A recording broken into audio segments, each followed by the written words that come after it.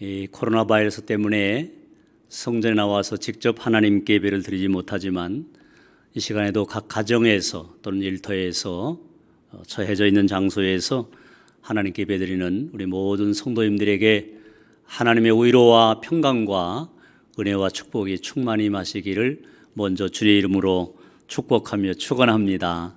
아멘. 여러분 백범 김구 선생을 다 아실 것입니다. 본래 이분의 그 조상들은 양반이었고 한양에 살던 분들이었지만은 그 앞에 있던 조상들께서 이 정부와 이 등을 지는 그런 일이 생겨서 저 황해도 해주로 귀향을 간 그런 가문입니다. 그래서 농사를 지면서 근근히 살아가고 있는데 이 김구 선생은 아주 똑똑했다고 그럽니다. 하루는 아버지가 불러서 이렇게 얘기합니다. 야, 우리가 이렇게 농사 지면서 힘들게 살고 있는데 이 애비가 널 보니까 참 총명하고 똑똑해. 너 공부를 좀 더 해야 되겠어. 그런데 어떤 공부냐 그러면 관상학을 좀 공부해라. 관상학 여러분 아시죠? 이 관상을 보아서 기륭화복을 점치고 그 장례를 예언하고 뭐 이런 그 관상학 있잖아요. 이 관상학을 좀 공부를 해라. 그걸 공부해서 용하다는 소문 나면은 돈을 많이 번대더라. 아버지가 그 아들에게 이렇게 얘기를 한 거예요. 그래서 김구 선생은 그 젊은 날에 이 관상학을 공부하게 됐어요. 마의 상서라는 그 책이 있는데 그 책을 가지고 열심히 관상을 공부를 하고 있는데 자기 마음속에 궁금한 생각이 드는 거예요. 내가 남의 관상을 봐주고 있는데 그러면 내 관상은 어떨까? 그 자기가 거울을 들여다보면서 천천히 자기가 배운 그대로 자기 관상을 봤더니 이게 웬일입니까? 천하의 불길한 성공할 수 없는 그런 관상이 일어나는 거예요. 자기 자신의 관상이. 그게 낙심이 되겠죠. 그래서 아니 내가 이렇게 불길하고 천한 관상을 가지고 있는 내가 어떻게 남의 관상을 봐주며 돈을 번단 말이냐? 이건 말이 안 된다. 낙심천만하고 있다가 그 마의상서란 책을 뒤쪽을 보니까 이런 말이 써 있더라는 거예요. 상호 불여 신호요 신호 불여 심호라. 이게 무슨 뜻이겠습니까? 아무리 얼굴이 잘생긴 관상일지라도 몸이 튼튼하고 아름다운 몸, 이 신상만 못하고 또 몸이 아주 튼튼하고 건강하고 참 멋있게 생긴 그런 신상일지라도 마음이 곱고 순전한 심상, 그 마음 속에 있는 심상만 못하다. 그렇게 써있더라는 거예요. 아, 그렇구나. 내가 예적으로는 이 관상학적으로는 참 흉하고 성공할 수 없는 그런 관상이지만은 마음을 잘 다스리면 되겠구나.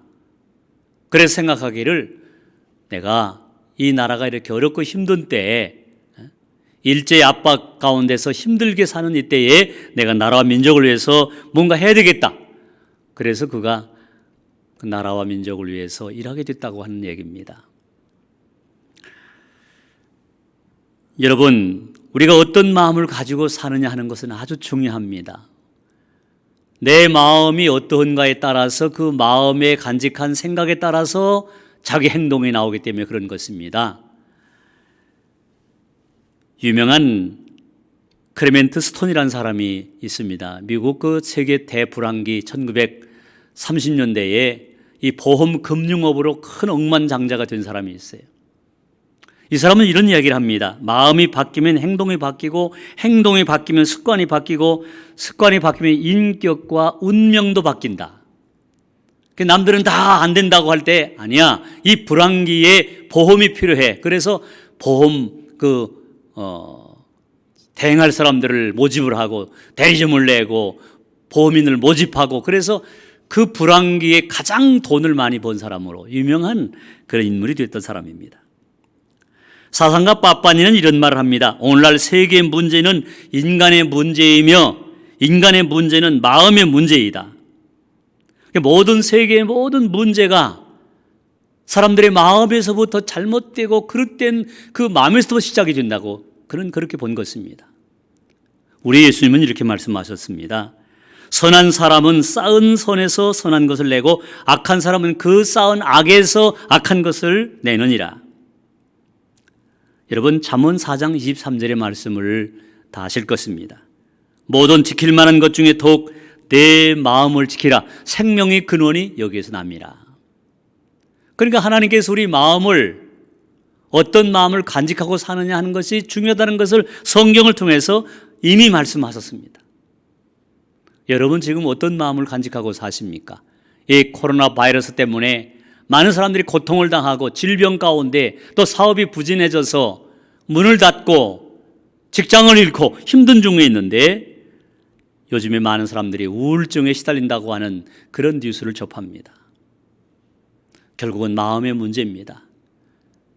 어렵습니다. 곤고합니다. 힘듭니다. 잘 안 풀립니다. 그러나 그런 역경 속에서 어떤 사람들은 자기의 마음을 잘 다스려서 위기를 극복하는 사람이 있는가 하면 이거는 정말 안 돼. 난 할 수 없어. 끝났어. 낙심천만해서 포기하고 절망하고 그래서 매일 술이나 악한 일에 빠지는 그런 사람들이 없지 않아 있는 것을 현실 속에서 보게 되는 것입니다. 자, 우리가 어떤 마음을 간직하고 살아야 되는가 하는 것은 아주 중요한데 그렇다면 어떤 마음을 가져야 되겠습니까? 오늘 본문의 5절의 말씀 공동 번역 성경은 이렇게 말씀합니다. 여러분은 그리스도 예수님께서 지니셨던 마음을 여러분의 마음으로 간직하고 사십시오. 이렇게 되어 있어요. 그러니까 내 마음대로 사는 것이 아니라 우리 그리스도인들은 자신의 마음 속에, 자신의 심령 속에 예수님의 마음을 간직하고 삶으로 인해서 아무리 세상이 어렵고 힘들고 고통스러워도 이 세상의 모든 것을 이길 수 있다는 것을 말씀하고 있는 것입니다. 그러면 성경을 통해서 오늘 본문 속에서 예수님의 대표적인 그 마음이 어떤 마음인가를 살펴봅니다. 첫 번째는 예수님의 마음은 사랑의 마음이었습니다. 오늘 본문의 8절 말씀 보면 예수님께서 사람의 모양으로 나타나셨다 이렇게 되어 있어요. 이건 천지가 개벽할 말입니다. 어떻게 하나님께서 친히 이 땅에 인간의 이 남루한 모습, 병들고 곤고하고 늙어가고 죽음에 이르는 이런 인간의 몸을 입고 이 땅에 오셨다는 말씀입니까? 왜 또 그렇게 오셨다는 이야기입니까? 예수님의 마음속엔 온전한 사랑의 마음으로 가득했습니다. 하나님은 사랑이시라 성경은 말씀합니다. 예수님께서도 말씀하십니다. 내가 너희를 사랑하는 것 같이 너희도 서로 사랑하라. 예수님의 그 중심의 마음은 사랑입니다. 이 사랑의 마음은 결국 비천한 인간의 몸을 입으시고 이 땅에 오신 것입니다. 우리는 무언 중에 너는 왜 나같지 않느냐 그런 생각을 하면서 그런 말을 쉽게 합니다. 너는 왜 나같이 하지 않느냐 그렇게 말하기도 합니다. 상대의 모습을 보면서 나하고 틀린 점을 찾아냅니다. 그리고 그것을 공격을 합니다. 여러분, 사랑이란 무엇입니까?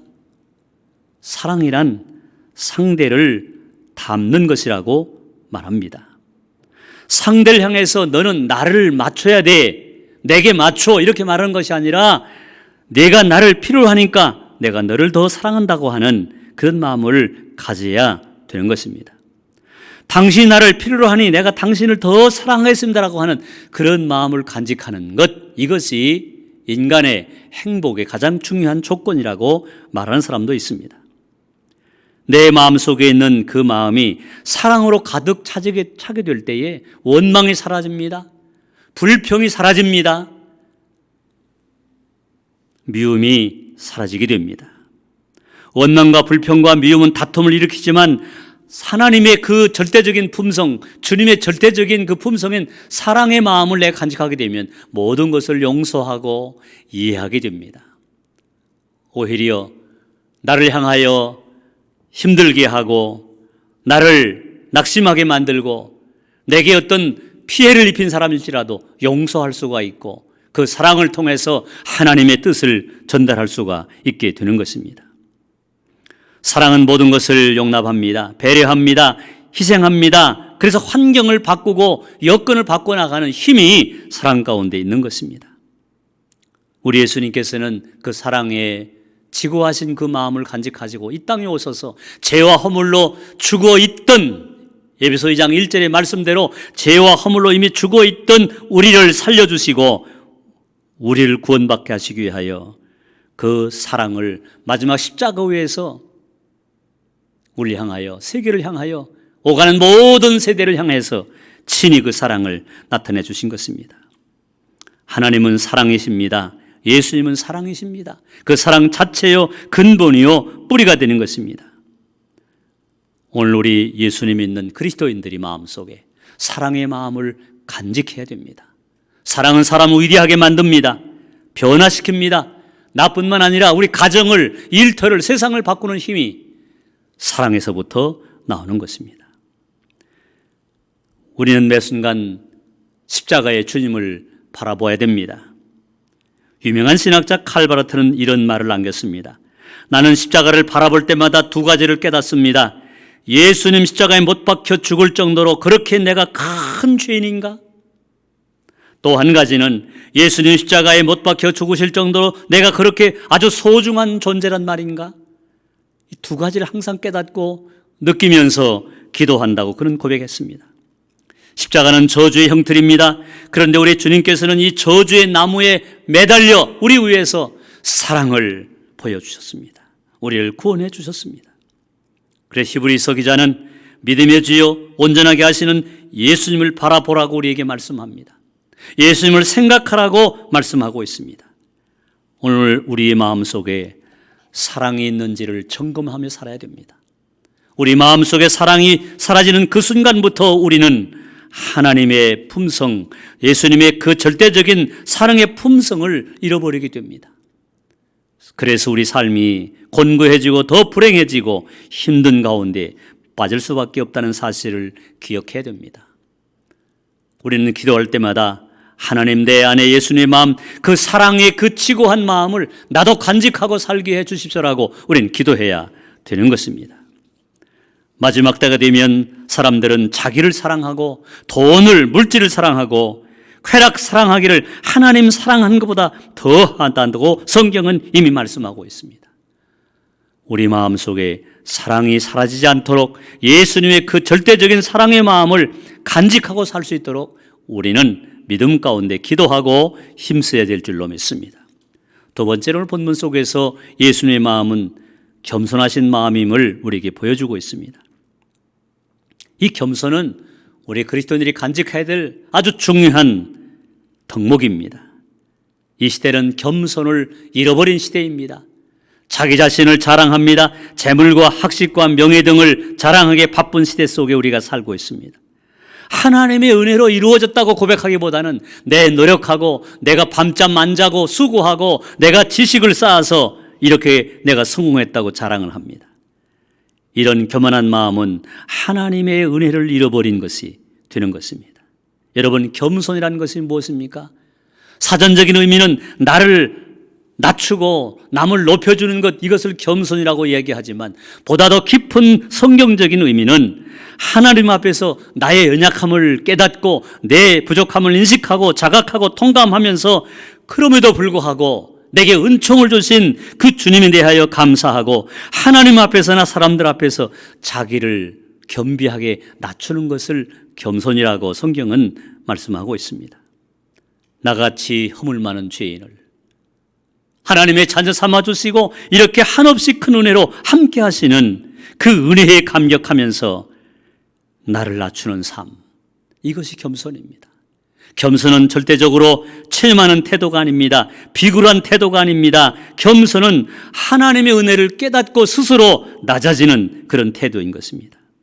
우리 예수님은 겸손의 극치를 보여주셨습니다. 오늘 본문의 6절과 7절의 말씀 보면 그분은 근본 하나님의 본체시나 하나님과 동등됨을 취하지 아니하시고 오히려 자기를 비워 종의 형체를 가지사 사람들과 같이 되셨다고 말씀하고 있습니다. 자기를 비워 종의 형체를 입고 오셨다는 것입니다. 겸손의 극치입니다.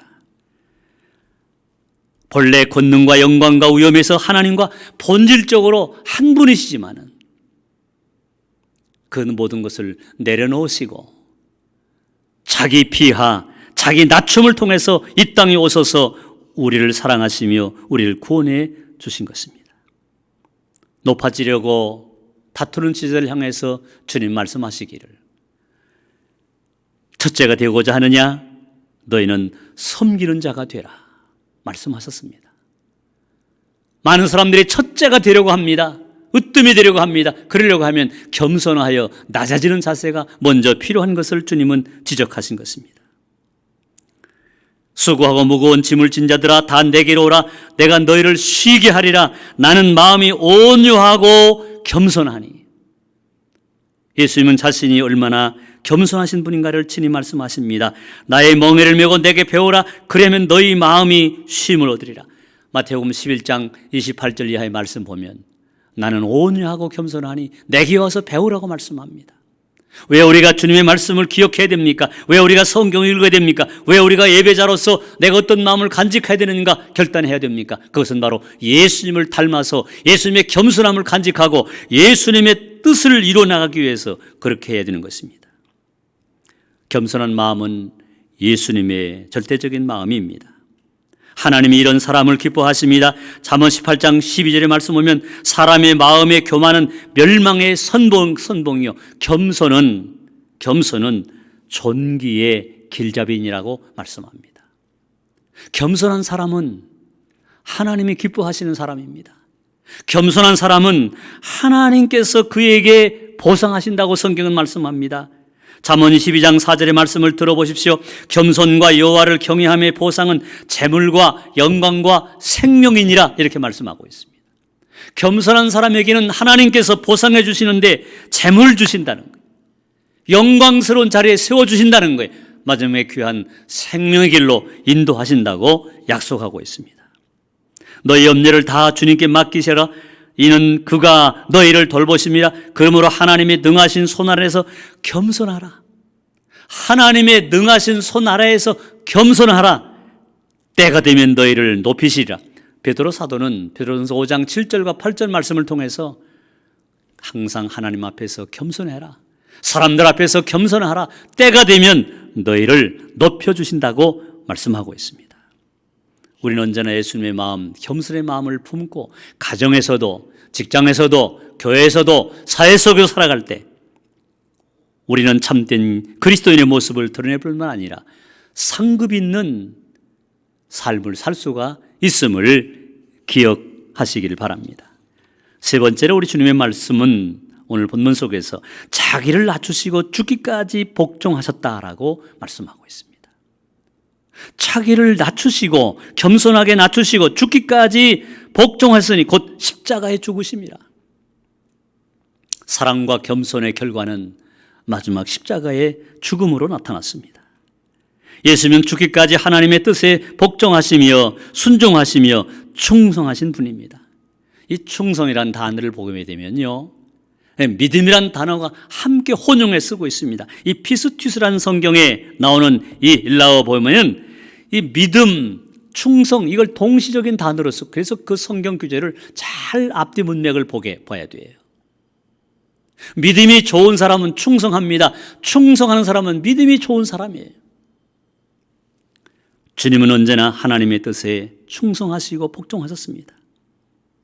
인자가 아버지 영광으로 그 천사와 함께 오리니 그때 각 사람이 행한 대로 어떻게 충성하며 주님을 섬겼는지, 어떻게 교회 안에서, 가정 안에서, 일터 안에서, 삶의 자리에서 어떻게 충성하며 살았는지를 주님이 보시고 갚아주신다고 약속했습니다.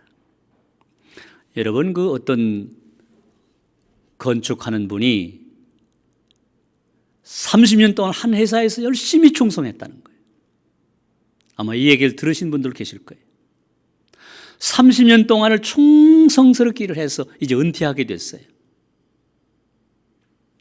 하루는 그 회사에 사장 되는 분이 부르더래요.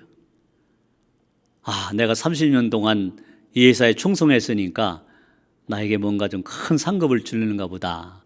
아주 기대를 많이 가지고서는 그 사장 앞에 갔더니 사장이 이렇게 얘기하더래요. 여보게, 자네 나하고 몇 년 일했지? 우리 회사에 얼마 동안 일했지? 예, 30년 했습니다. 아, 그래. 그동안 수고 참 많았어. 그동안에 자네가 이렇게 회사에 열심히 일해줘서 우리 회사가 많이 성장도 했고 우리 회사가 이 건축회사로서 아주 이름도 났어. 고마워. 근데 말이야, 마지막 한 가지 내 청을 좀 하나 들어주겠나? 내가 저 어느 곳에 남양으로 이렇게 향한 아주 좋은 땅 하나 샀는데 거기에 집을 좀 한 채 지어줘. 그 사람이 가만히 생각해보니 기분이 되게 나쁘더라는 거예요. 아니, 내가 30년 일했는데 보너스라도 좀 돈이라도 두둑히 담아서 줄 줄 알았더니 뭐 마지막 집을 한 채 더 지라고? 야, 이거 이럴 수가 있는 거야, 이거? 있는 사람들이 더 하다니까? 그러나 거기서 거절할 수 없어서 알겠습니다. 제가 마지막 집 한 채 설계 잘 해가지고 집을 짓도록 하겠습니다. 그래, 자네가 한번 그리고 재료를 아주 멋있는 걸로 좀 써서 집을 한번 잘 져봐. 작품을 한번 만들어봐. 돈 얼마든지 괜찮아. 돈이 얼마든지 들어도 괜찮으니까 좀 좋은 자재로 집을 좀 하나 잘 지어줘. 그렇게 해드려요. 알았습니다. 그리고 나와서 생각을 해봅니다. 야, 이거 사장 참 너무하다. 그래, 그러나 마지막 나한테 부탁한 거니까 내가 이 일은 해야지. 그래서 이제 설계도를 해가지고 사장한테 보여주니까 좋아, 괜찮아. 그래, 쳐줘. 건축하는데 자재를 사서 이제 쓰게 되는데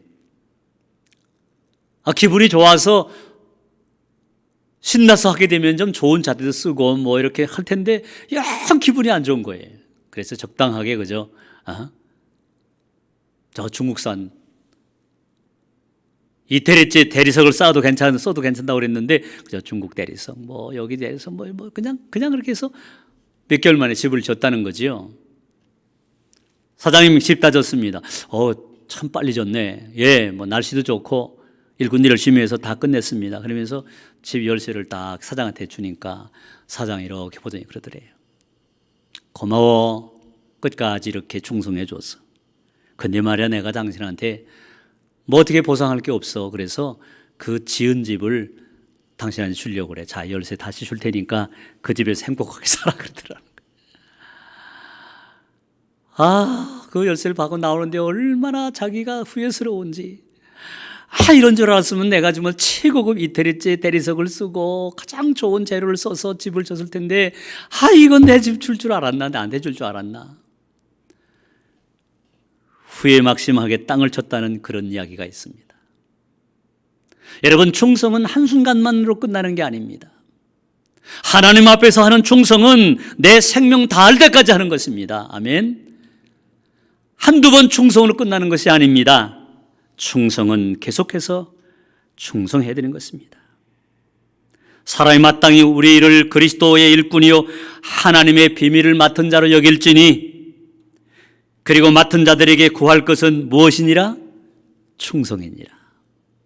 고린도서 4장 1절과 2절 말씀 보면 우리 그리스도인들이 맡은 직분들이 가정에서나 교회에서나 직장에서나 우리 삶의 모든 현장에서 각기 자기에게 맡겨진 직분들이 있는데 그 직분에 대해서 충성하는 것, 이것이 바로 예수님의 마음을 품고 살아가는 참된 그리스도의 마음이요 삶의 태도라고 성경은 우리에게 말씀하고 있는 것입니다.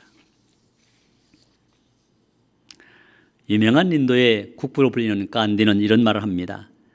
나는 예수님을 존경하고 사랑합니다. 그러나 나는 그리스도인들을 싫어합니다. 왜냐하면 그들은 말만 앞세우고 행함이 없기 때문이라고 이야기했습니다. 우리가 깊이 생각해 봐야 될 말이라고 봅니다. 우리가 주님의 마음, 사랑의 마음을 품고 겸손한 마음을 품고 충성된 마음을 품고 세상을 바르게 살아간다고 하면 이런 말이 나오지 않을 것입니다.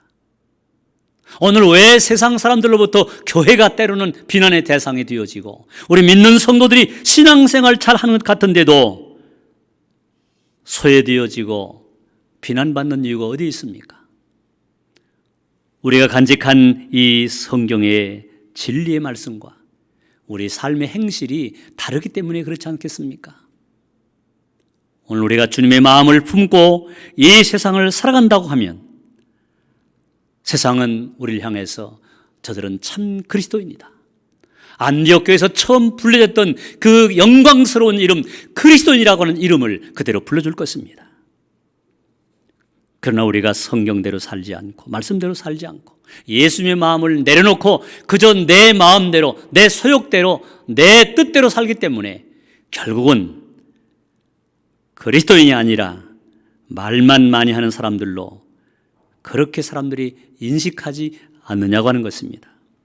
한번 따라서 합니다. 나는 성경의 해석자입니다. 나는 성경의 해석자예요. 사람들은 내가 어느 교회에 나가는지 모릅니다. 내가 대광교회 성도인 걸 모릅니다. 그러나 내가 밖에 나가서 행동하는 삶의 모습을 보면서 아, 예수 믿는 사람은 저렇게 말하고 저렇게 행동하는구나. 내가 은연중에 성경을 해석하고 다니는 사람들이 되는 거예요.